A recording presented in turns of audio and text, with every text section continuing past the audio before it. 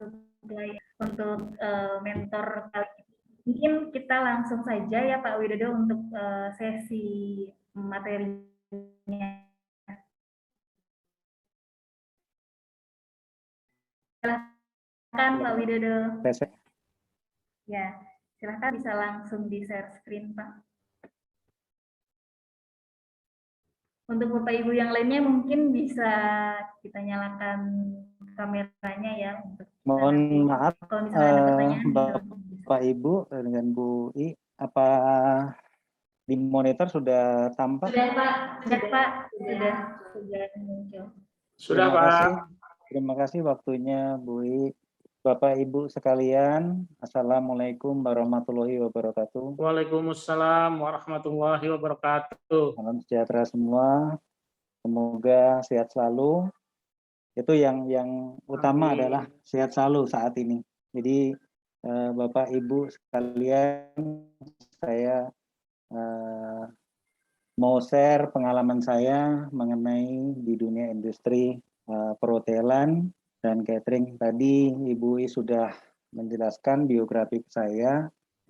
Jadi Bapak Ibu, saya tambahkan, jadi ketika saya bekerja di Yogyakarta, saya sebagai F&B Manager merangkap Executive Chef di Hotel Said Jaya, itu saya merangkap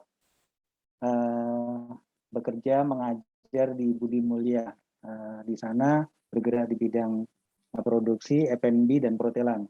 Kemudian saya sempat juga membuat sekolah khusus memasak yang ada di Jogja, itu namanya Chef de Party. Jadi kita punya hubungan baik dengan usernya kapal pesiar, jadi ada sekitar 10 sampai 20 user. Jadi ketika ada penerimaan di kapal pesiar, user kami datang ke Jogja untuk melakukan interview. Jadi sampai sekarang Chef de Party masih berjalan. Bapak Ibu semuanya, apa suara saya jelas didengarkan? Karena saya menggunakan masker. Jelas Pak. Baik, terima kasih. Kemudian pengalaman saya mengajar juga ada beberapa tempat, baik itu di Solo, di IAS, kemudian saya sempat beberapa kali sebagai dosen kehormatan, kemudian di Balikpapan, saya waktu itu bekerja sebagai F&B manager dan merangkap chef di Balikpapan, sekalian saya juga mengajar di LP3I. Jadi saya biasa sharing apa yang saya punya, saya berbagi. Jadi niat saya adalah membantu supaya ilmu saya bisa diterima orang. Jadi saya selalu ingat bahwa amal ibadah kita yang diterima, kemudian ilmu yang berguna untuk orang lain. Itu makanya saya selalu mengabdi di mana aja, selalu berada. Baik, untuk kesempatan hari ini, materi yang saya bawakan adalah mengelola restoran dengan menerapkan manajemen restoran. Jadi Bapak Ibu mungkin tidak asing ya mendengar istilah restoran, cafe shop, lounge and cafe shop, lounge and lobby and lounge, lounge and bar, jadi kemudian semi resto dan lain sebagainya. Nah, hari ini kita akan bahas mengenai mengelola restoran dengan menerapkan manajemen yang sebenarnya.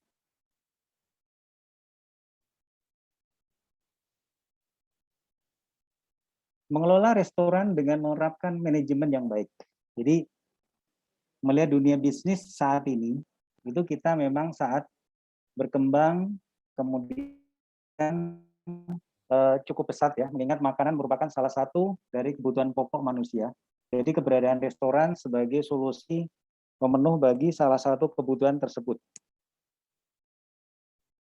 Ketika kita menjalankan bisnis restoran, tentunya ada hal yang perlu diperhatikan, yaitu manajemen restoran yang menyangkut mengenai konsep restoran, perekrutan atau sumber daya manusia, atau karyawan, menu, penetapan standar operating system, dan pemasaran. Jadi di sini membuat restoran sekarang lagi booming.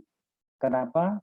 Karena ini yang bisa kita lakukan adalah membuat produk, kemudian produk itu sedemikian rupa menarik sehingga kita bisa memasarkan. Tetapi ada beberapa hal yang harus kita perhatikan. Konsep restorannya itu harus jelas, rekrutmennya harus jelas, kemudian menunya, kemudian SOP-nya, sistem dan pemasarannya itu juga harus diperhatikan. Kalau kita melihat ada restoran atau istilahnya ya kayak kafe yang kemarin ada di Jogja, sempat ditutup, itu Mi Gacoan, sama juga yang ada di Solo, ada Mi Gacoan, itu orang ngantrinya luar biasa. Kenapa? Kenapa dia hanya menjual mie, tapi orang sangat interest atau tertarik terhadap mie yang kita pasarkan. Yang pertama adalah harga. Harga yang menjadi interest bagi customer atau pembeli. Kemudian produknya, hasilnya, itu bisa diterima oleh customer. Kalau harganya, kemudian produknya sesuai, ya restoran, kita mau buka restoran atau cafe shop akan laku kita jual. Kemudian selanjutnya menerapkan manajemen restoran yang baik nih. Jadi untuk dapat mewujudkan sebuah restoran yang baik dalam pengoperasiannya ataupun aspek yang lain, tim manajemen restoran perlu diterapkan, harus mengerti dahulu mengenai konsep restoran yang akan dipilih. Terdapat berbagai jenis restoran seperti fast food, restoran fine dining, casual, dining restoran, family restoran, dan lain sebagainya. Jadi saya mau cerita, mau share, saya tahun 2009 itu saya sebagai konsultan di Solo. Jadi waktu itu saya ketemu dengan ownernya, pemilik Danar Hadi, Batik. Jadi waktu itu dia minta untuk dibuatkan restoran, tetapi restorannya itu ada di dalam lingkup di House of Danaradi, tepatnya di Jalan Slamet Riyadi di Solo. Itu dulunya itu sebelum dia di situ jadi cagar budaya, itu memang tempat tinggal daripada patih kerajaan yang ada di Solo. Jadi di situ ada tempat untuk batik, kemudian toko batiknya juga ada, kemudian museumnya, dan lain sebagainya. Jadi memang itu tempat sebagai cagar budaya. Karena apa? Karena waktu itu Pak Santoso Dolah almarhum yang disebut dengan Begawan Batik di Solo, jadi beliau minta dibuatkan restoran. Tetapi restoran itu yang klasik. Dia minta sejenis seperti kolonial. Jadi model kayak Belanda, kolonial mulai dari interior, kemudian desain, kemudian menu dan makanan itu kolonial. Jadi kenapa sampai beliau tertarik untuk membuatkan restoran di House of Danaradi? Karena waktu Pak Jokowi masih jadi wali kota di sana itu ada namanya program Syukur Kluthuk yang setiap weekend itu ada wisata dengan menggunakan kereta api atau sepur itu yang dulu, sehingga dia akan berhenti di tempat-tempat wisata. Salah satunya adalah di House of Danaradi. Makanya saya waktu itu bangun di sana dengan konsep kolonial. Nanti Bapak Ibu bisa browsing, tempatnya namanya Soga Resto and Lounge di Solo, di Surakarta. Tempatnya sangat menarik, harganya juga sangat menarik karena beliau mengkonsep untuk kelas menengah ke atas. Jadi ada beberapa konsep kenapa dinamakan Soga. Soga itu juga waktu itu karena pemiliknya adalah batik, pemilik batik. Soga itu adalah kayak malam yang untuk membatik itu. Jadi saya namakan Soga Resto and Lounge. Jadi itu kita konsep kolonial. Jadi misalkan kita ini mau buat, kita harus tahu dulu nih restorannya seperti apa. Pasar-pasarnya Mohon maaf Pak Widodo. Ya Ibu. Iya, Pak Widodo suaranya bisa lebih dikeraskan lagi Pak, soalnya di sini kurang jelas. Boleh mungkin saya Dan lepas masker ya. juga, Pak. Sekarang udah jelas kameranya Ibu. juga. Oh, Kenapa, Bu? kameranya juga boleh dinyalakan, Pak. Oh, tadi saya Iya, mohon izin nggak kameranya. mau nyalain kamera. Iya, Sudah. silakan Pak. Terima kasih. Ya.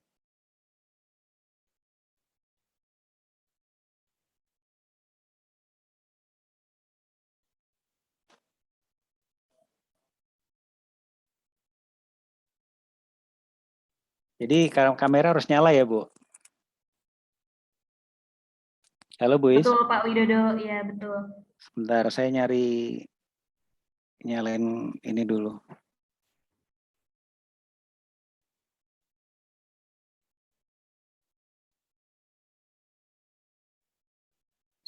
Udah kelihatan nih, Bu? Sudah, Pak. Monggo lanjut, Pak. Oke, jadi saya ulangin lagi. Jadi yang kemarin saya di 2009 itu perkenalan saya dengan Pak Santoso Dola juga berbutut manis.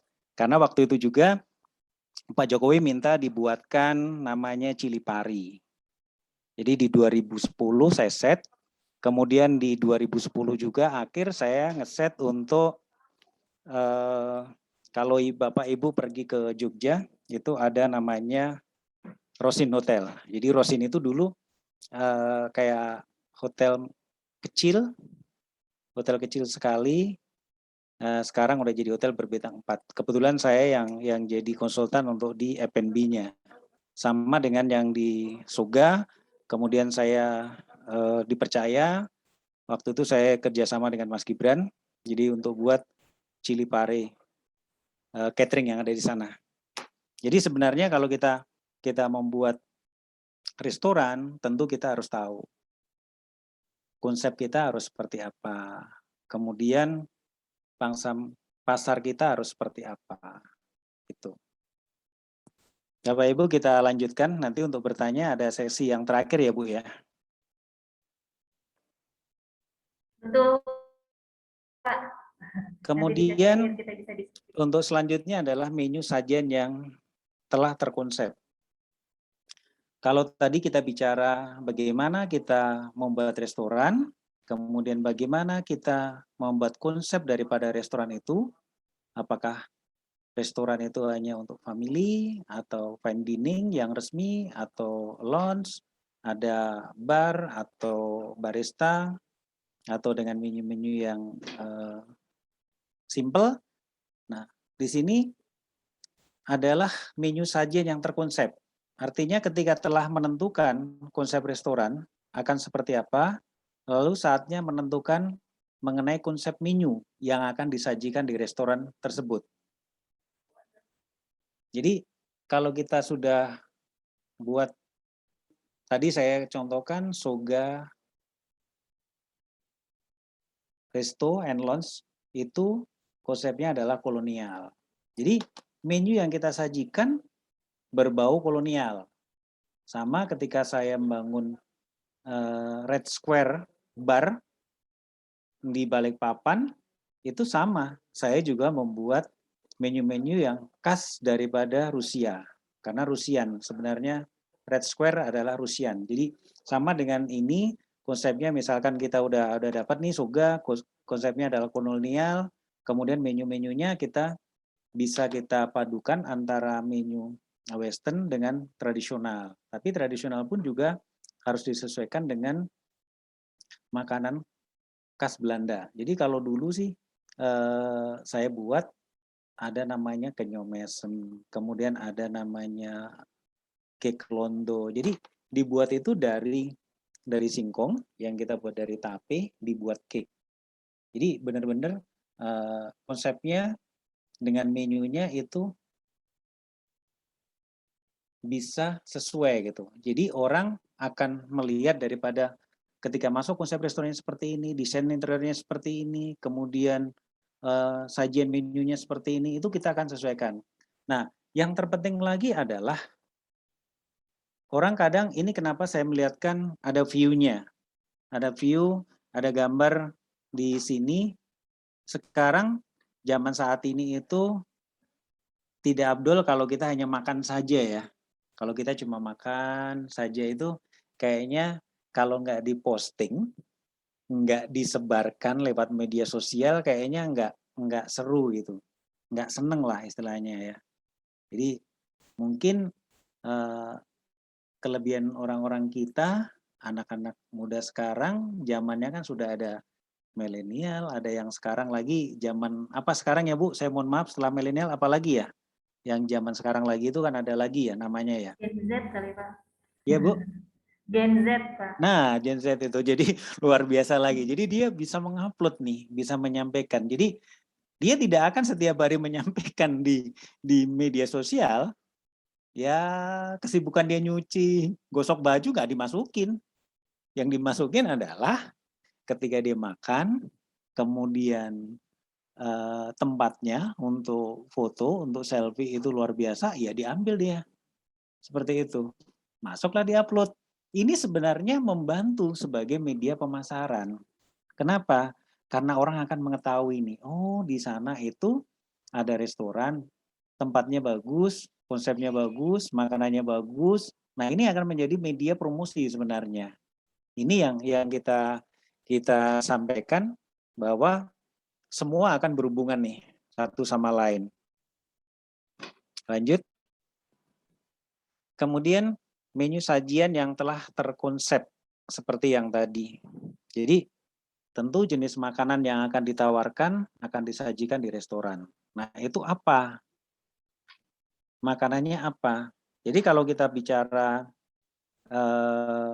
kafe, apakah namanya tadi mie gacoan? Ya pasti yang jadi unggulan adalah mie gacoan. Ini udah jadi daya tarik atau interestnya yang dijual. Kalau di gambar sini, ini pernah saya buat konsep di Balikpapan, ini angkringan. Angkringan tetapi dia bisa memilih kemudian memasak sendiri. Ini juga menjadi tren pada saatnya gitu ya. Pada saat-saat tertentu yang saat orang dibutuhkan. Karena kenapa? Karena kalau kita biasanya menyajikan itu dengan konsep misalkan prasmanan, itu disertai dengan harga, misalkan dia per satuannya berapa harganya. Kalau prasmanan totally itu sudah mencakup harga keseluruhan. Tapi ini dibuat audisional katakanlah ya. Jadi dibuat terpisah harganya, berapa yang diambil, berapa yang dikonsumsi itu yang dibayar.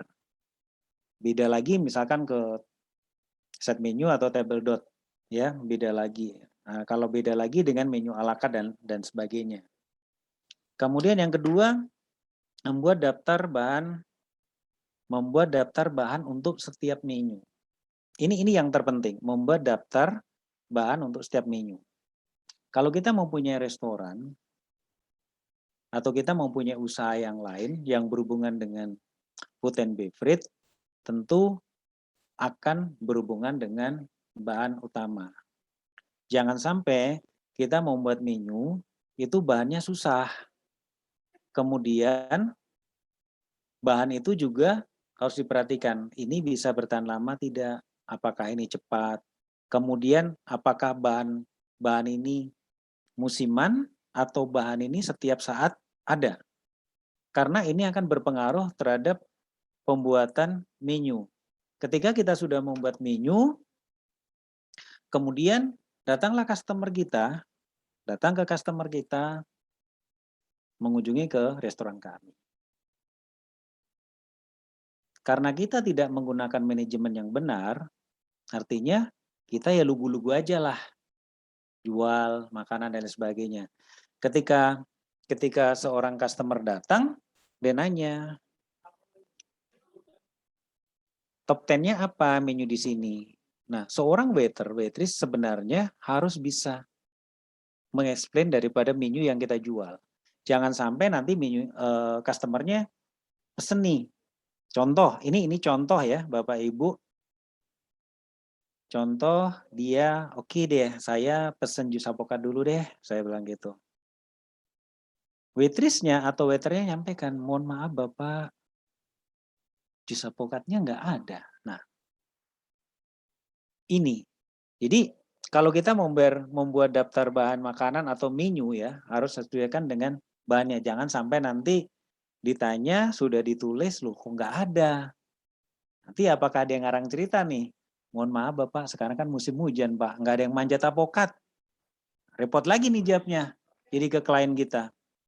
Jadi benar-benar apa yang kita tulis itu di dalam menu harus ada. Jadi kalau misalkan hari ini ada sold out, ada barang yang tidak ada. Berarti ada media sebagai informasi. Ditulis di board, oh hari ini ada sold out item. Berarti tidak ada item yang dijual untuk hari ini.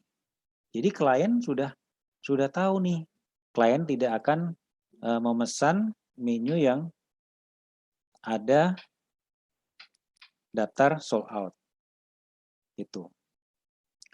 Kemudian yang ketiga, mencari biaya rata untuk setiap menu. Nah, Bapak Ibu pasti ketika kita mau buka restoran atau usaha lain, entah itu catering, entah itu resto, entah itu apapun namanya, apapun warung atau apa namanya, tentu akan melihat daripada biaya rata-rata setiap menu. Kenapa? Dia harus mengetahui karena dia akan menentukan harga jual daripada makanan tersebut. Mohon maaf Bapak Ibu, apa suara saya jelas didengar? Jelas, Pak. Jelas, Pak, jelas. Jadi ketika kita mau menjual setiap menu, itu kita pasti akan menghitung setiap menunya. Contoh kita menghitung yang paling mudah aja deh. Misalkan kita mau jual kentang goreng. Kalau kita mau jual kentang goreng, harus ada apa? Yang pertama harus ada kentang. Ya kan? Yang kedua harus ada minyak. Harus ada garam. Harus ada saus. Nah, kentang nih. Kentang dibeli dalam bentuk apa? Dibeli dalam bentuk kilo. Minyak dibeli dalam bentuk liter. Garam dibeli dalam bentuk kilo. Nah, ketika kita mau ngitung satu porsi kentang goreng berapa sih? Apakah 100 gram? Apakah 200 gram per porsi? Ya, tergantung dari kita. Kita yang buat kok. Jadi namanya standar recipe. What is standar recipe? Standar recipe adalah yang diikuti di suatu tempat tertentu. Nah itu. Jadi misalkan dia mau buat standarnya 200 gram atau 100 gram juga nggak masalah. Nah berarti kalau kentang tadi 100 gram dibagi 1000 dikali harga kentang. Harga kentangnya katakanlah 10.000. Jadi kalau kita 100 gram, 100 gramnya berapa? Nah itu harus tahu. Kemudian minyak, kita menggunakan minyak berapa mili? Katakan belinya liter. Nah di situ misalkan jual biaya pokoknya sekitar 5.000 ditambah misalkan 10% PPN-nya. Kemudian harga jualnya berapa? Nah, kita akan menghitung kos kita yang disarankan berapa persen? Apakah 34%? Apakah 25%? Apa 26%? Supaya kita tahu nih tingkat keuntungan kita berapa. Kadang sekarang orang tidak melihat presentasi daripada kos. Oke deh kalau namanya kosnya 35%, yang makan 100, cuma dapatnya 75. Kadang orang berpikir, oke deh saya jual volume aja. Kalau lakunya 1000, kosnya 50, masih dapat 500 nih. Kadang orang berpikir seperti itu. Ini yang harus kita perhatikan adalah ketika kita menjual menu, biaya produksi ini yang harus kita cermati, yang harus kita hitung matang untuk menentukan selling price atau harga jual daripada menu tersebut. Kemudian yang keempat, buatlah resep dan proses persiapan untuk setiap item menu. Nah, jadi setiap kita menjual produk atau menu, kita harus membuat standar recipe. setiap makanan, setiap menu itu ada standar resipinya untuk mengetahui biaya produksi yang dikeluarkan dan berapa harga jual yang harus kita jual. Nah, biasanya standar resipi ini nantinya akan dibuatkan untuk tes makanan. Jadi untuk proses makanan, kemudian diambil foto taggingnya, diambil gambarnya, baru dipoto nanti dicantumkan atau di samping daripada desain menu yang kita buat. Tapi jangan standar resipinya, kita hanya untuk foto taggingnya sama menunya. Jadi kalau kita buat menu, tentu apakah ini menu untuk fine dining, untuk restoran, atau untuk restoran hotel, atau seperti apa, kita akan disesuaikan untuk explain daripada menu tersebut. Yang selanjutnya, yang kelima mengenai harga per item menu. Dapat ditentukan setelah mengetahui total harga dari biaya bahan yang dibutuhkan untuk menu tersebut dan waktu persiapan dari pembuatan menu. Nah ini. Tadi sudah saya sampaikan bahwa harga per item itu bisa kita dapatkan dari standar resipi.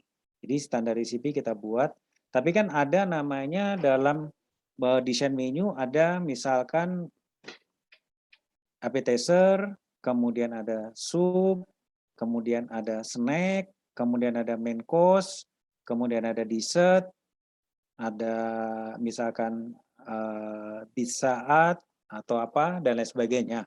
Nanti kita ambil rata-rata dari itu. Totalnya berapa? Tapi kita dalam membuat menu itu kita harus membuat per itemnya untuk mengetahui daripada harga jual atau selling price yang kita tawarkan kepada klien kita. Lanjut ya, Bapak Ibu. Yang selanjutnya adalah jenis menu yang disajikan. Bisa memilih apakah menu-menu di restoran, misalkan tipe menu tradisional, Indonesian, atau makanan Japanese, Chinese, atau kombinasi dengan coffee shop, menyajikan menu-menu berbau kopi. Nah, jadi kalau kita bicara restoran, kita menginap di hotel yang berbintang, katakanlah bintang 4, bintang 5, tentu dia ada coffee shop-nya. Nah, di situ biasanya ada juga baristanya. Tapi kalau untuk bar dan lounge, biasanya tempatnya terpisah daripada coffee shop. Tapi kalau waktu saya bekerja di Mandarin Oriental Surabaya, itu namanya Indigo, Bar and Lounge, itu jadi satu. Jadi di situ ada bar, kemudian coffee shop yang melayanin masakan Western, melayanin masakan Indonesia, Chinese, itu jadi satu, di mix itu atau dikombinasikan. Tapi ada juga yang khusus, misalkan di Mandarin Oriental Surabaya kemarin di Tepa itu ada khusus masakan Japanese. Jadi kemudian ada di Sarkis Resto khusus untuk masakan Chinese-nya. Tapi kalau untuk di coffee shop biasanya dia bisa di mix. Ada beberapa makanan yang bisa diakomodir di dalam satu menu. Makanya tadi saya bilang menunya kalau di coffee shop sangat lengkap sekali. Karena apa? Dia di situ ada appetizer, kemudian ada soup, kemudian ada main course, ada snack and delight, kemudian ada pizza, kemudian ada dessert, dan lain sebagainya. Tinggal bagaimana kita memilih. Nah, di sini biasanya kalau untuk di coffee shop, itu namanya à la carte menu. Jadi setiap menu yang kita tawarkan atau kita jual, itu disertai dengan harga terpisah. Berbeda kalau kita misalkan ada namanya set menu, atau table dot, atau buffet, atau prasmanan ya. Jadi kalau prasmanan kita mau ngambil sedikit banyak ya sama aja bayarnya. Kalau set menu atau table dot ya antara appetizer sampai dengan dessert makanannya itu yang udah tertulis harganya sama. Tetapi kalau kita bicara à la carte menu, yang kita ambil misalkan appetizer 1, soup 1, main course 1, dessert 1, berarti ini mempunyai 4 harga yang berbeda. Karena setiap makanan itu disertai dengan harga terpisah. Jadi bedanya menu à la carte nih dengan table d'hôte atau set menu atau buffet disertai dengan harga tersendiri. Ya, ini yang harus membedakan di coffee shop. Biasa juga kalau misalkan breakfast itu kan ada orang yang room only, ada room plus breakfast. Nah, kalau room plus breakfast berarti customer sudah dapat room, dapat juga makan pagi. Tetapi kalau dia room only, berarti dia hanya mendapatkan room. Breakfast-nya dia additional charge. Dia akan bayar. Kalau dia langsung ke buffet, berarti harganya adalah harga buffet yang jadi standar di situ. Tetapi kalau dia misalkan memilih à la carte, contoh Continental, Indonesian, atau American Breakfast, berarti harganya tersendiri.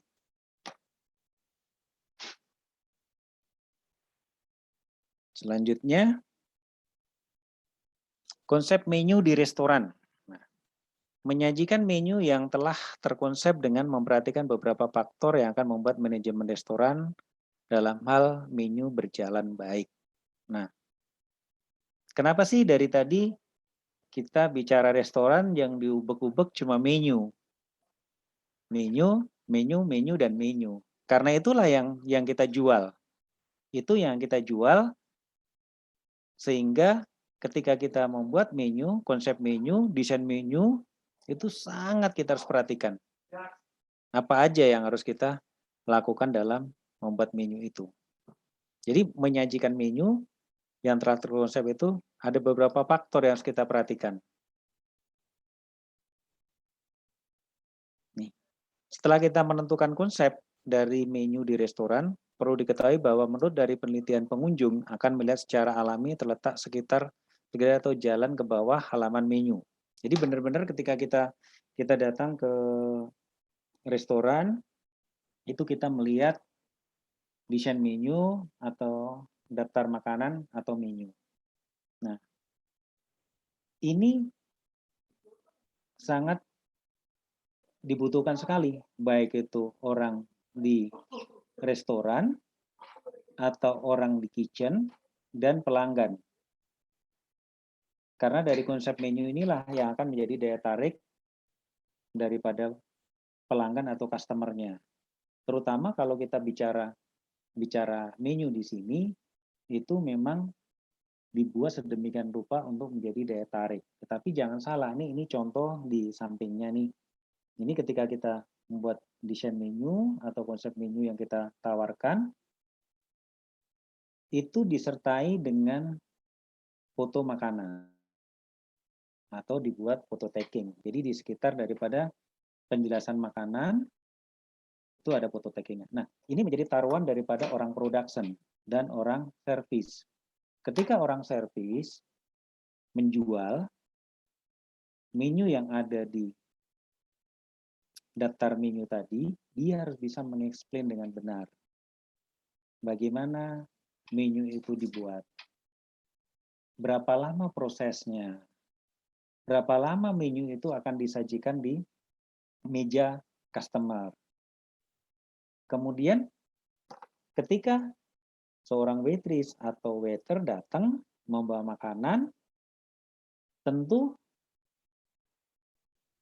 klien atau pelanggan kita akan menyamakan nih dengan menu yang dipesan tadi. Oh, saya tadi pesannya Burger King. Ini ada gambar seperti ini. Kenapa yang datang berbeda?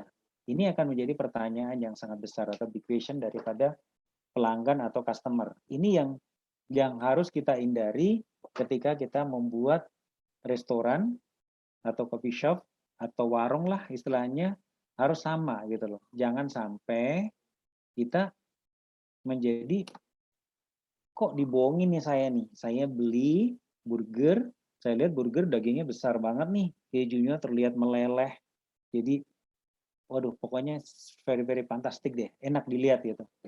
Tapi kenyataannya ketika dia udah disajikan, kok beda banget, kok nggak sama gitu. Nah ini yang akan menjadi permasalahan di awal, belum tesnya, tetapi bagaimana dia penampilannya. Orang itu kalau ngeliat makanannya, tampilannya menarik, interest itu kan seneng nih.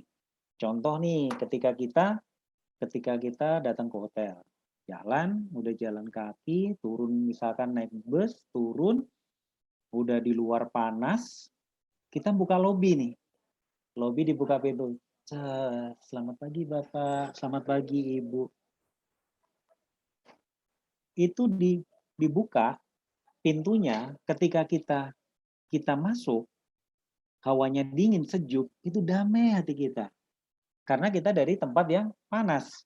Tapi coba kalau di luar panas, kita masuk, dibukain pintu, pasti bilang, panas ya. Nggak sama nih yang kita dapat. Sama dengan kita makanan tadi.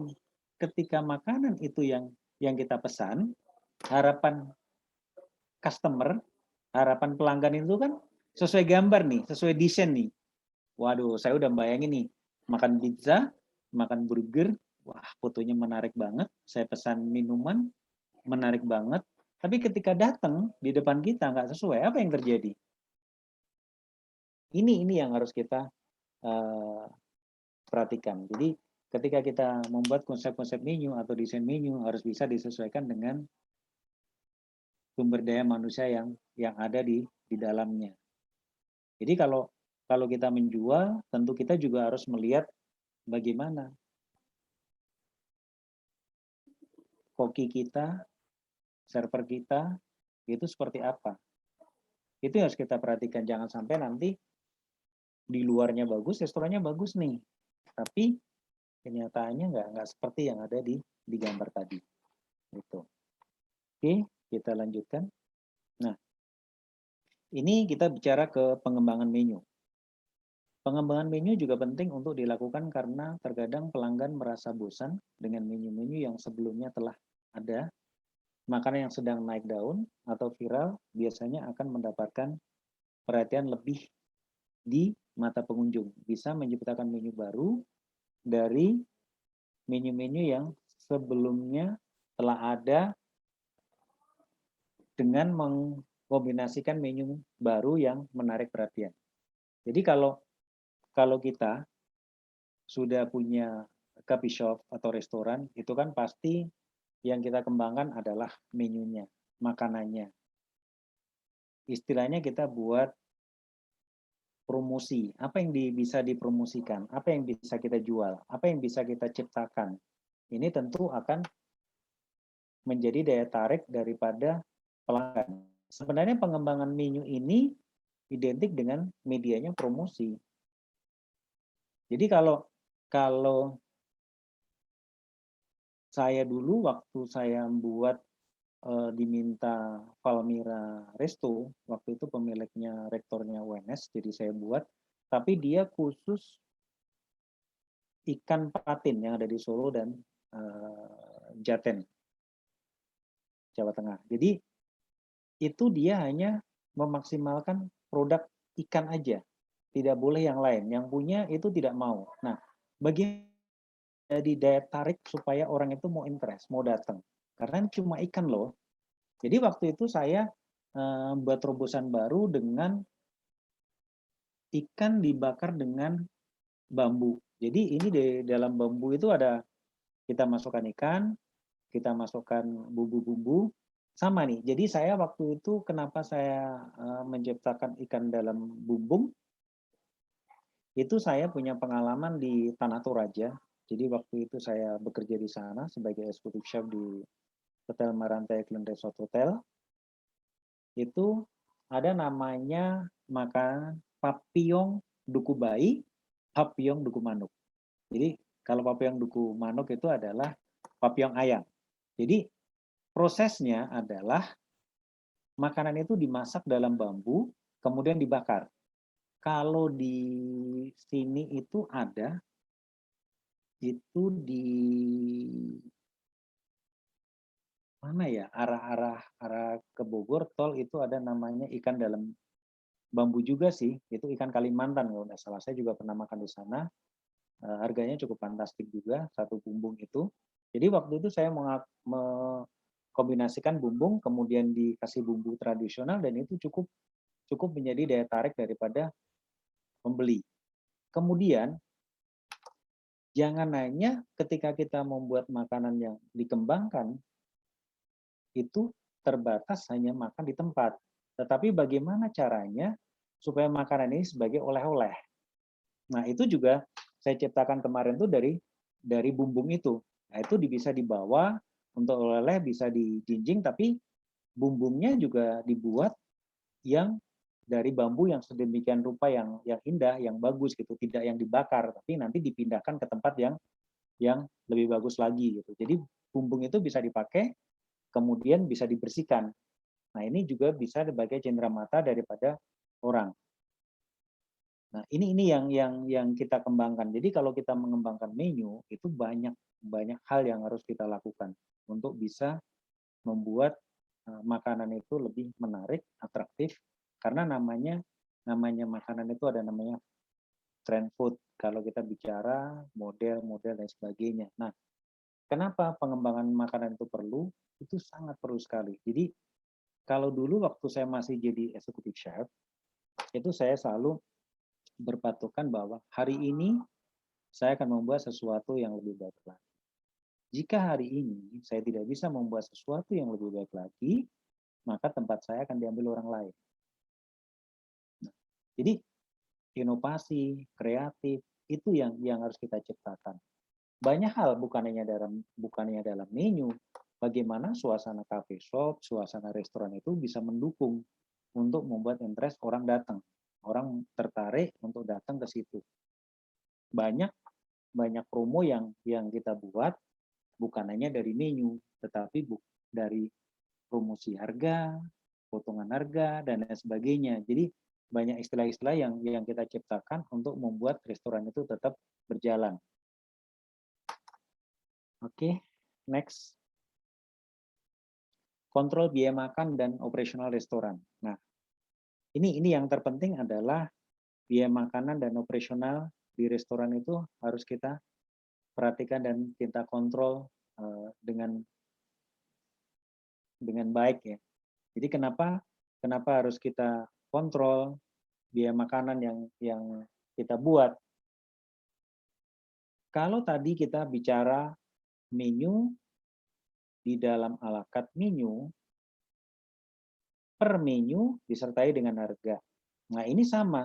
Untuk mengontrol daripada biaya, kita perlu ada namanya standar recipe atau food cost-nya harus terjaga seperti apa. Kemudian biaya-biaya yang lain juga muncul loh. Bukan hanya food cost yang muncul, jadi penggunaan internet, kemudian listrik, air, gaji karyawan, dan lain sebagainya itu juga masuk di dalam penghitungan untuk menjual daripada menu tersebut. Kemudian di sini, untuk kita menjaga daripada biaya makanan, tentu kita harus melihat daripada bahan makanan yang seperti tadi kita sampaikan, itu kita harus cek dulu bahannya seperti apa nih. Apakah kita dalam pengambilan barang itu menggunakan supplier atau vendor yang sudah punya kontrak misalkan per 1 sampai 3 bulan atau 1 tahun harga sama, atau dia harga sesuai dengan pasar. Ini harus kita perhatikan nih kalau kita bicara mengenai biaya makanan. Kemudian memutuskan berapa harga dari setiap menu. Nah ini. Jadi benar-benar kita harus tahu nih dari mana nih barang ini, produknya ini. Tadi saya bilang apakah ini musiman bahannya, ataukah bahan ini long term, waktu yang panjang, setiap saat ada, kemudian biayanya bisa terkontrol. Nah, kita bisa melibatkan vendor, supplier, dan lain sebagainya untuk bisa mendapatkan harga yang sesuai. Karena kalau orang jualan itu tujuannya adalah profit, tujuannya adalah untung. bagaimana kita bicara biaya produksi dengan harga jual. Biaya produksi rendah, harga jualnya tinggi. Itu bisa juga terjadi kalau kita bisa mengambil barang. Ini contoh nih. Kalau saya kan Bu I, boleh saya cerita sebentar Bu I, biar ada tambahan Bapak Ibu sekalian. Silakan Bapak. Jadi kalau saya ini kan dunianya di catering nih. Dunia saya adalah dunia catering yang beberapa tempat bekerja. Jadi kalau catering dan restoran ini ibarat langit dan bumi. Catering adalah sangat makro sekali, sangat kompetitif, sangat complicated, dan lain sebagainya. Kalau restoran hanya biasanya di tempat resort tertentu, atau di city, atau di kota, atau dengan hotel. Nah, kalau kita bicara catering nih, supaya Bapak Ibu ada tambahan ilmu. Jadi, kita catering ini rata-rata kita ada di remote area. Ada di lepas pantai, ada di hutan belantara, katakanlah kita ada di Lubuk Banggai, di Sulawesi Tengah, ada di Papua, ada di Aceh, dan sebagainya. Nah, ketika kita bicara biaya makanan, biaya bahan, berbeda nih.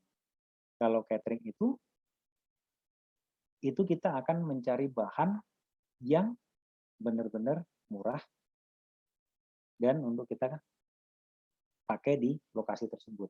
Nah, ini perlu diagram alir yang sangat panjang, bagaimana dia membeli produk, mengirim, food staffing, sampai dia menerima, kemudian dia menyimpan atau storingnya, itu kan ada beberapa macam nih. Ada yang dia punya warehouse untuk yang khusus untuk frozen, ada untuk yang kering ada, dan itu butuh perjalanan yang panjang. Jadi kalau kita misalkan membuka nih, ini keluar konsep sedikit, kita tidak bicara restoran, tapi sebenarnya sama. Kalau kita bicara catering, tentu akan mempersiapkan yang utama adalah bahannya. Jadi kita misalkan beli dari Jakarta atau Surabaya, kita kirim ke lokasi tersebut, misalkan di Papua atau di Lubuk Banggai, di Sulawesi Tengah. Ini kan butuh waktu perjalanan yang lama. Nah, kalau kita mengambil di sana, katakanlah daging 1 kilo itu 150.000. Kalau kita ngambil di Surabaya, katakanlah 80.000. Nah, ini yang harus kita persiapkan seperti itu. Jadi kita memperhitungkan bagaimana kita bekerja sama misalkan dengan supplier atau vendor, kemudian bekerja sama dengan pengiriman menggunakan kapal sampai di sana, kemudian storage-nya diterima, storage-nya. Jadi supaya barang ini bertahan lama, itu tentu menggunakan thermoking saat pengirimannya. Jadi misalkan dia minus, harus minus 22 sampai 23 derajat. Sampai di lokasi juga sama. Jadi jangan sampai ini sudah defrost. Kalau sampai defrost ya udah kerugian kita. Jadi yang kita lakukan ini, kalau kita bicara catering dengan bicara restoran itu sangat beda. Karena apa? Kalau restoran mungkin terdapat di kota, lebih mudah mencari bahan utama, bahannya, tetapi kalau di catering benar-benar kita harus perhitungkan. Ini yang kita lakukan untuk remote area, sehingga kita bisa menyetok barang.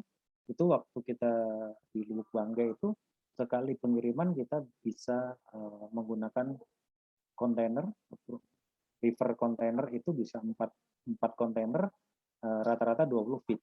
20 feet itu bisa 15 sampai 16 ton. Jadi bisa kita bayangkan kebutuhan dalam 1 bulan nih. 1 bulan kita udah kirim. Jadi ketika barang sampai di sana, manajemen kita apalagi nih? Kita harus mengadakan pengadaan barang lagi nih. Terus muter. Jangan sampai barang itu tidak ada di lokasi. Nah, kalau kita bicara restoran masih gampang aja. Harga masih bisa kita atur. Karena apa? Dekat pasar, dekat supermarket, banyak supplier. Tapi kalau di lokasi yang jauh, ini sangat membutuhkan pemikiran dan manajemen untuk restoran dan catering itu sangat luar biasa. Ini yang jadi tips saya, bahwa ketika saya bekerja di hotel dan restoran, itu sangat kecil sekali mikro. Tapi ketika saya sudah bekerja di catering, itu sangat luar biasa pengalaman saya sehingga saya bisa membuat ini, bisa membuat itu karena dari belajar dari titik nol sampai menjadi yang seperti ini gitu. Bapak Ibu, dari saya pemaparannya cukup, mungkin ada pertanyaan, silakan. Baik, Monggo. Bapak, terima kasih. Bapak Ibu, kami persilakan untuk mengajukan pertanyaan. Silakan. Bapak Nuri. Ya Pak, Widodo ya. Iya, silakan. Kan ini Pak Widodo, kami ini dari guru SMK Pak. Iya. Kebetulan sudah punya semacam fasilitas dari sekolah kita. Sekolah kita ini kan sekolah yang ditunjuk untuk menjadi sekolah pusat unggulan, sekolah PK. Nah kebetulan kami sudah, bukan kita mau ini ya mempromosi atau gimana, kita sudah punya lab hotel dan kebetulan kita sudah punya ruangan resto dan barnya sudah ada seperti itu. Dan di sini kami para guru-guru perhotelan di SMK kami, di SMK Iptek ini punya rencana untuk menggerakkan anak-anak atau siswa. Nah, seperti itu, Pak. Nah, siswa kita ini baru kita uji coba untuk melaksanakan membuat karya untuk membuat makanan. Ya, makanan dari makanan penutup, makanan pembuka, terus mungkin dari coba dari makanan utama seperti itu ya Pak ya.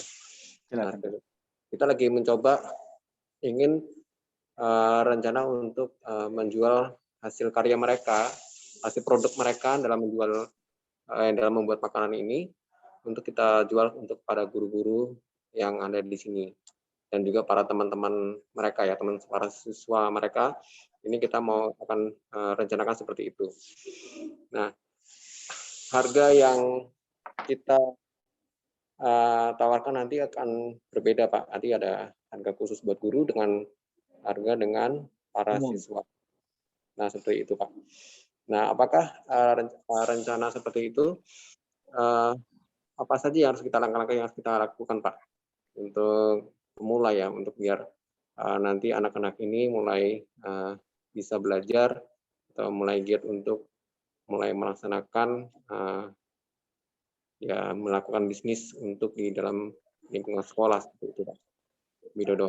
Jadi mungkin Pak Widodo mungkin bisa mengasih suatu pencerahan pada kami untuk masukan saran. Itu aja Pak Widodo. Baik, terima kasih Pak. Pak Nuri, terima kasih. Ini boleh saya langsung jawab atau masih nunggu yang lain Ibu? Boleh langsung Bapak. Baik Pak Nuri, jadi Bapak menyampaikan tadi dari SMK yang sudah dilengkapi dengan hotel dan restoran sebagai tempat untuk praktikum atau praktek daripada anak didik Bapak ya Pak ya. Jadi apakah hotel dan restoran ini dibuka untuk umum, hotelnya sama restorannya, apakah hanya untuk praktek aja medianya? Ya, ini kita baru rencana nanti dari lingkungan sekolah dulu nih Pak. Baik. Jadi kalau seperti itu, ini kan yang pertama adalah produk dulu, membuat produk, kemudian baru menentukan harga kan, Bapak tadi kan seperti itu ya. Nah, jadi di sini mohon maaf, Bapak kan pasti tahu nih kapasitas daripada anak didik Bapak. Misalkan di production. Di production ini apa yang menjadi kekuatan anak didik kita dalam membuat apa nih? Nah, ini harus kita perhitungkan dulu. Karena apa? Ketika anak didik kita bekali nih, misalkan buat makanan yang sudah familiar, katakanlah oke, ini nantinya akan dikembangkan, akan dijual kepada pendidik, kemudian daripada siswa itu sendiri. Tentu ini harus menjadi kekuatan mereka. Produknya apa yang sudah menjadi familiar mereka, yang sudah menjadi kekuatan mereka itu apa yang dibuat. Contoh, Misalkan ini di mana Pak? Daerah mana ya Pak? Pak Nuri? Ini di daerah Muncul, Serpong, Oke. Tangerang. Di Tangerang, misalkan dia buat apa nih? Contoh misalkan bakso atau mie ayam atau apa. Tetapi ini kan harus menjadi unggulan mereka. Mereka harus bisa menguasai benar nih. Kalau misalkan buat bakso harus seperti apa nih.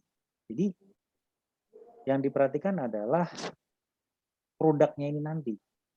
Kalau misalkan buat bakso, buat mie ayam atau buat ayam ungkep, nah ini harus dikuasain dulu nih produk ini, dikuasain, kemudian ada istilahnya di testing, dicoba dan lain sebagainya. Jadi kita bicara resipinya udah benar, melalui proses sudah betul. Nah, baru dihitung biaya yang benar. Nah, itu kalau saran saya sih dilihat daripada kemampuan daripada anak didik, dari murid-muridnya Bapak seperti apa sih yang menjadi unggulan mereka, apa sih yang bisa menjadi produk, apa yang bisa dijual sama mereka, dan produknya ini bisa dikuasain mereka. Kemudian memang untuk mengetahui harga jual memang penting Pak, jadi perlu ya, karena itu nanti kan dicoba dulu secara internal sebelum masuk ke eksternal, kan seperti itu. Apalagi dengan anak-anak zaman sekarang itu medianya cukup tinggi Pak untuk media promosi. Dia bisa buat ini, bisa buat itu, tinggal diposting aja udah mendapatkan duit itu Pak secara online dan lain sebagainya. Saya rasa harus diperhatikan itu dulu Pak. Itu dari saya Pak Nuri. Iya, seperti itu ya. Apakah harganya nanti kita bikin per satu item makanan saja atau mungkin kita bikin per paket Pak? Apa seperti itu Pak? Oke. Jadi kalau kita bicara satu item, berarti makanan itu disebut à la carte menu kan Pak? Iya. Kalau kita per paket, itu bisa disebut table dot atau set menu. Jadi mulai dari appetizer, katakanlah sampai dessert. Jadi ada salad, ada soup, ada main course, ada makanan penutup. Nah, ini tergantung daripada Bapak. Kalau saya rasa sih, harga saya rasa lebih supaya anak-anak itu bisa mengetahui tentang biaya cost-nya atau biaya produksi berapa itu, saya rasa per item, per menu dihitung, kemudian, nah kita kembalikan ke Bapak, mau harga jualnya berapa persen, Bapak mengambil keuntungan berapa persen di situ, apakah 35%, apa 25%, atau hanya untuk seru-seruan, untuk menjadi daya tarik dulu sebagai media promosi, itu beda lagi gitu. Tapi saran saya bahwa setiap makanan alangkah lebih baiknya itu ada biaya produksi tersendiri supaya kita sudah tahu oh ini sekian biaya pokoknya atau biaya produksinya sekian. Begitu Pak Nuri. Baik Pak, makasih Pak. Bapak Ibu yang lain monggo silakan. Mau bertanya di silakan, luar Bapak itu Ibu. juga nggak apa-apa, monggo. Mumpung ada Pak Widodo nih, jadi bisa sharing. Kalau ada yang mau buka restoran boleh, nanti saya bantu. Jadi Bapak Ibu tadi saya ada cerita Soga Resto, Cilipari, Rosin, apa udah ada yang browsing? Itu bekas tangan-tangan saya Bu, Bapak Ibu.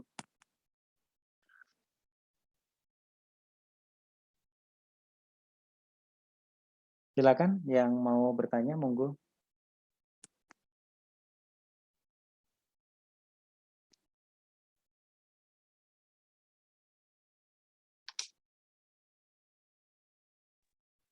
Silakan Bapak Ibu, Pak Balejan, Ibu Iin, yang lainnya silakan.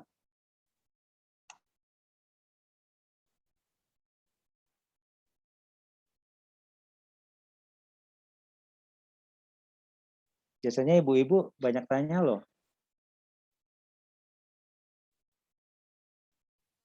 Pak, mau tanya Pak. Monggo silakan.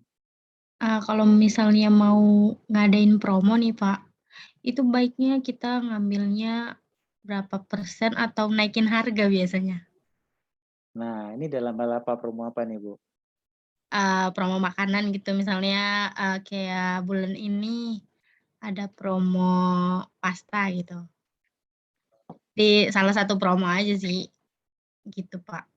Oke, jadi kalau namanya promosi itu sifatnya adalah untuk menarik customer atau pembeli untuk bisa datang. Itu fungsinya. Medianya adalah media promosi. Contoh, kadang orang ada dulu waktu zaman dulu ya, sebelum ada media sosial, baik itu radio, TV, dan Twitter, Facebook dan lain sebagainya, itu pakai spanduk nih. Pakai spanduk biasanya dipasang di pojok jalan yang ramai. Dia tulis di situ gala dinner dengan Krisdayanti, misalkan ini. Contoh ini. Jadi sebenarnya kalau kita medianya misalkan promosi makanan adalah yang pertama memperkenalkan ada makanan baru. Yang kedua, namanya promo. Promo itu tentu harganya tidak usah terlalu tinggi, tetapi bisa dijangkau oleh semua orang, sehingga dengan adanya makanan promo itu banyak customer yang datang. Nah, kalau customer itu datang, kita kan tidak jualan hanya makanan promo, tapi kita jualan makanan yang lain dan minuman. Kan nggak mungkin dong kalau kita jualan pasta harga 15.000, dia cuma makan pasta, enggak. Pasti dia minum, pasti dia cari makanan yang lain atau minuman yang lain. Nah, ini medianya hanya sebagai penarik nih. Penarik atau memperkenalkan ini ada produk baru nih. Harganya kompetitif nih, bisa dijangkau oleh masyarakat. Bisa dijangkau oleh customer. Tujuannya adalah membuat kafe atau restoran itu kelihatan ramai, kelihatan lebih sibuk. Nah, kalau orang udah lihat, oh di luar, aduh kok banyak banget di parkir nih, apalagi di dalam nih. Orang akan tertarik nih, orang akan datang ke sana. Ini adalah medianya promosi sebenarnya kalau kita bicara promo makanan hanya pemanisnya aja Ibu, kalau menurut saran saya ya. Karena kalau kita sudah mencari untung di situ, ya boleh-boleh aja, sah-sah aja, tetapi alangkah lebih baiknya untungnya di tempat yang lain.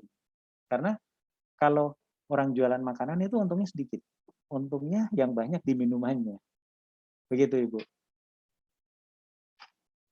Oke, baik Pak, makasih.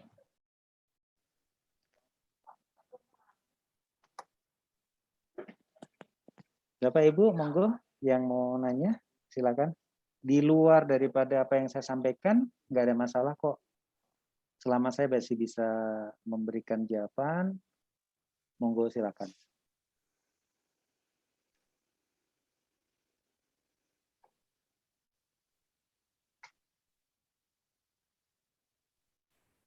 Nah, di situ ada Bu Iin Indriani yang sudah raise hand. Silakan Bu Iin, mungkin bisa langsung ditanyakan.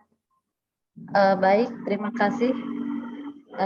Selamat sore Pak Widodo. Selamat sore Ibu. Saya Ibu Iin mau bertanya ya. Kebetulan di sekolah saya juga di wilayah selatan di Malingping, SMK PK juga ya, pusat keunggulan. Cuman di sini mungkin masih jauh dari kata keunggulan. Karena apa? Karena belum ada kelengkapannya gitu ya Pak. Kalau hotel memang ada, yang juga ada, tapi belum terlalu lengkap untuk bisa memfasilitasi anak tersebut. Kalau kita lihat dari pasar di sini mungkin karena kurang ya Pak ya, di sini daerah pantai kita Pak. Di daerah mana itu Bu? Iya, di Malingping Pak, di Banten. Di mana itu Bu? Oh Banten. Kabupaten Lebak, Provinsi Banten Bapak, iya. Iya.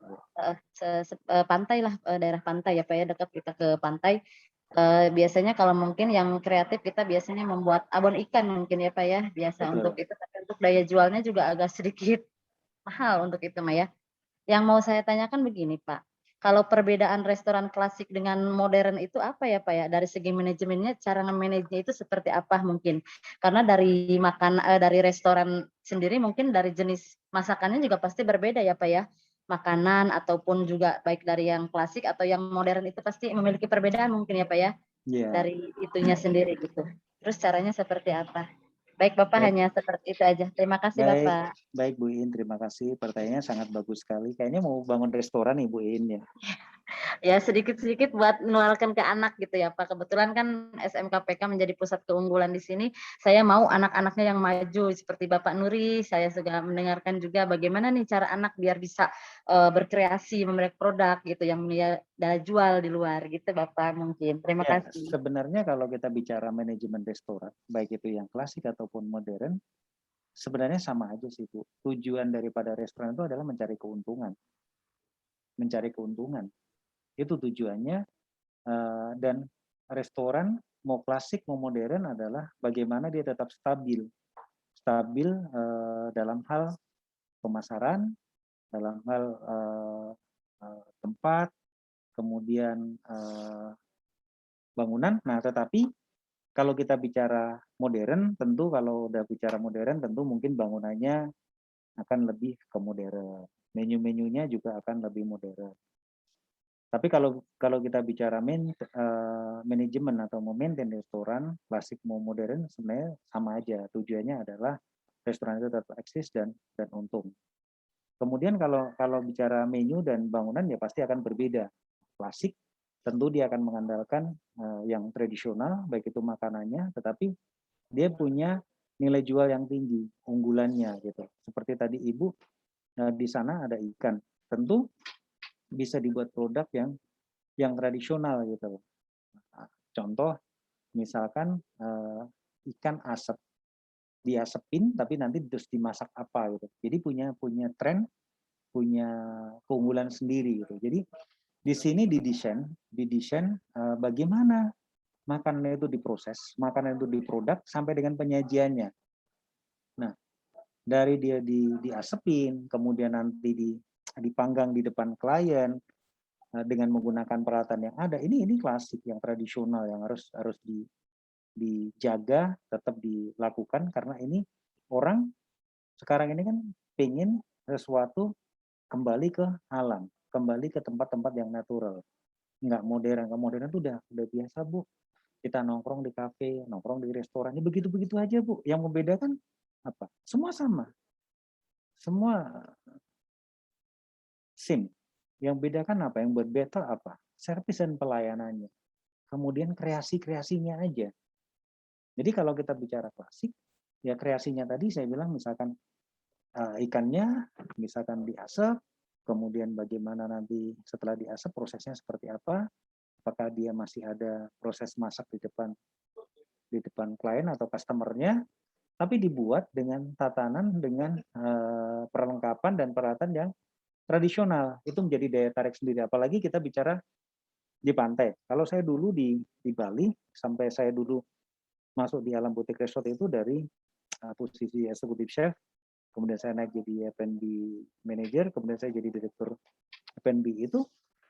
Di Alam Butik Resort itu hotel bintang 5, butik, dia punya Papas Cafe, punya Mexican restoran, punya Indonesia restoran, punya Bunga Kelapa, punya Fine Dining yang resmi, kemudian punya kolam renang aja ada 3 tempat. Jadi saya hanya satu-satunya orang lokal di sana yang masih muda waktu itu saya di sana. Jadi saya bisa buat kreasi. Jadi saya bisa membuat itu ada namanya semalam di pantai. Jadi kita membuat suasana restoran itu kayak pantai gitu. Ada pasirnya, ada perahu-perahunya, ada ini dan lain sebagainya. Itu yang saya buat konsep-konsep seperti itu. Misalnya semalam di Melayu atau semalam apa, terserah kita mau konsepnya apa. Sehingga itu yang menjadi daya tarik. Itu yang membuat orang interest dan orang mau datang. Apalagi di pantai loh. Pantai itu bisa crowd-nya lebih menang. Misalkan di malam hari dia menggunakan apa alat-alatnya. Saya rasa itu Bu In. Terima kasih. Ya, terima kasih Pak Widodo atas penjelasannya. Mungkin ada dari Bapak Ibu yang lain untuk bertanya, silahkan.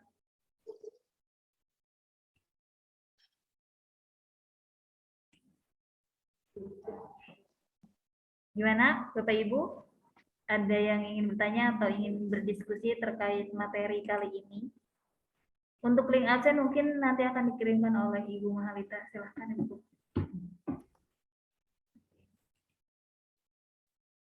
Baik Pak, Pak Widodo mungkin untuk sesi series ke-11 ini dengan Bapak mungkin kita sudah cukup mungkin ya Pak ya.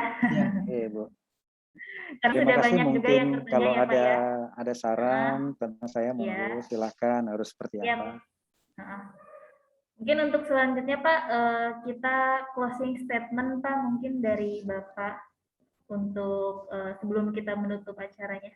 Silakan Pak Widodo. Baik, terima kasih Bu In. Terima kasih Bapak Ibu semuanya telah mendengarkan dari saya. Semoga apa yang saya berikan bisa bermanfaat untuk diri saya dan Bapak Ibu semua. Kalau ada perkataan saya yang kurang berkenan, ada salah kata, salah penyebutan, dan lain sebagainya, mohon saya dimaafkan. Untuk waktunya hari ini saya terima kasih. Akhir kata, wassalamualaikum warahmatullahi wabarakatuh. Terima kasih Bu In. Ya, Waalaikumsalam warahmatullahi wabarakatuh. Terima kasih Pak Widodo. Mungkin share screen-nya bisa di stop dulu Pak. Oke. Baik, untuk Bapak Ibu yang lain, mungkin kita sekarang sesi foto ya Pak Widodo ya, dokumentasi. Iya, iya.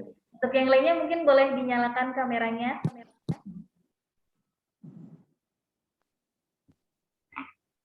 Ya, terima kasih yang sudah menyalakan. Mungkin Ibu Zeni, Pak Dede, Adi, Birar, lalu sama Pak Suhendar mungkin boleh dinyalakan.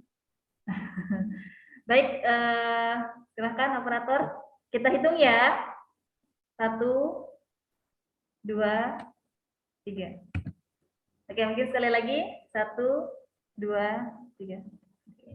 Terima kasih semuanya Bapak Ibu semua yang telah menyempatkan hadir dalam acara Mentoring Class seri 11 dengan Pak Widodo Kuntaran. Terima kasih banyak Pak Widodo juga atas sesi mentoring hari ini Pak, luar biasa ya.